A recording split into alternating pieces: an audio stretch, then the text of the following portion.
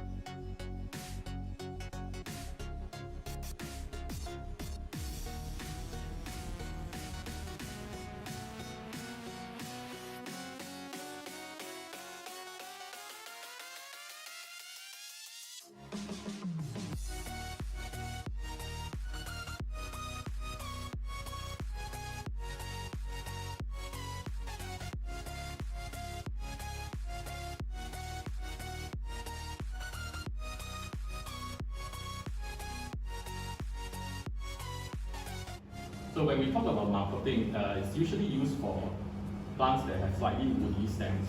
So those that are more, I would say, herbaceous, I will use other ways to propagate. I will not use marcotting.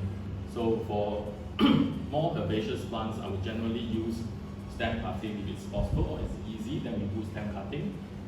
But generally for marcotting, we use for more woody plants, and when it's of a relatively bigger size, right? So again, the benefits is also once we propagate the plant through marcotting, the plants are already of a relatively mature size. It's near mature. The whole, I would say, intention of getting, Mr. Shah, the whole intention of doing marcotting, we want to get a bigger plant faster. Then we use marcotting. So you get a sort of instant mature size, right? And of course, it can reach flowering and fruit even earlier.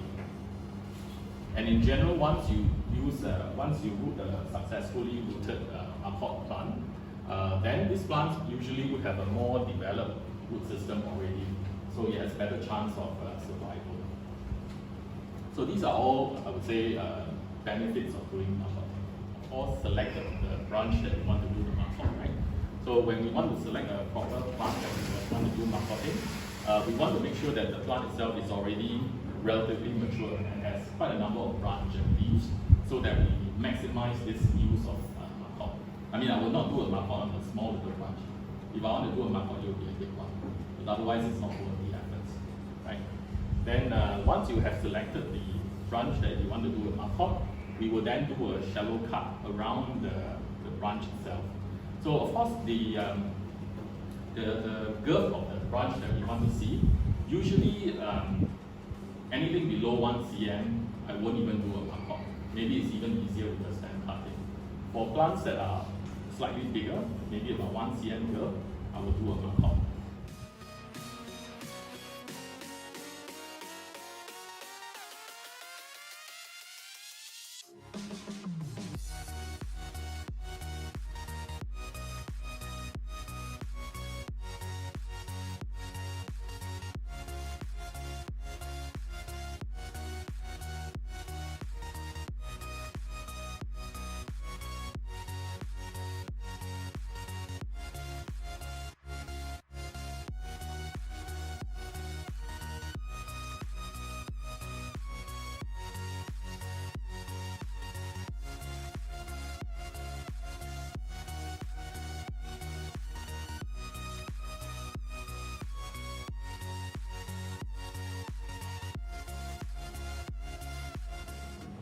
Okay, then I think next is that we go down to the garden to really do a hands-on session. Gardenia carinata, it's very fragrant, so it is a nice plant to have. So what I'll do is that, of course, as mentioned, we will select a branch that is already relatively mature. So what I'll do is do a cut somewhere around here. So I get a full plant already. Yeah. So it's about 1 cm, just nice. And it's good size so that I can have a nice full plant when it's ready, right? So this is the cut. And then in terms of media, just to show you, it's a mix of COCOPEAT and also compost. So we want to do a mix of this. I'll do a cut right now. So make sure when you do the cut that there's sufficient area or sufficient place for you to tie, right? You don't want a too short one that you don't have space to tie.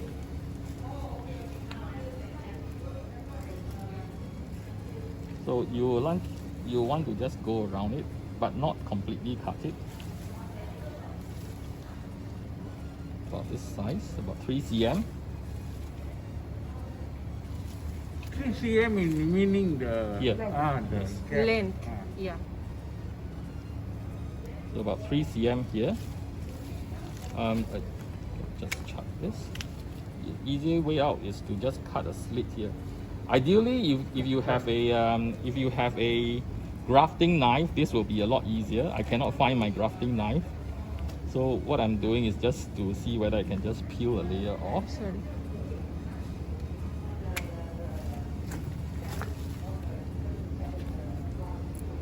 Yeah, you can see that the bark or the epidermis is quite easily peeled off, so you can identify the layer. You have already exposed it.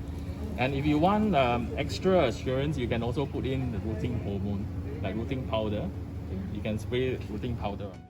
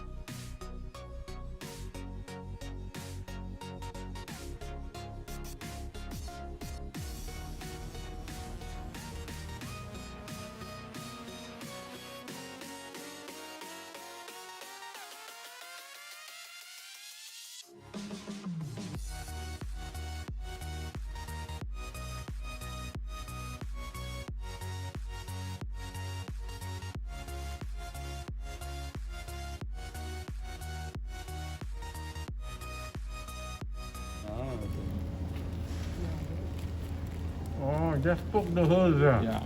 inside through the pit, is it? Yes, so that you can reach. It's for air and water as well. Yes, for both air and water. Yeah. All around, huh? Yeah. So that the water can also come out.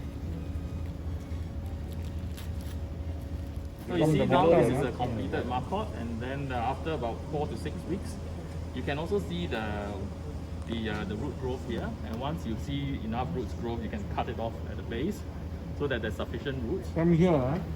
from here. From here. You can see the roots coming out if it's successful anyway. Then you can cut it off and then replant it as a new plant. We poke holes into the marcot, so we have to water it. But of course not too much, you just make sure it's every 2-3 days you water. Right, so this is how you would then get a big plant. Once it's successful, you have a brand new plant.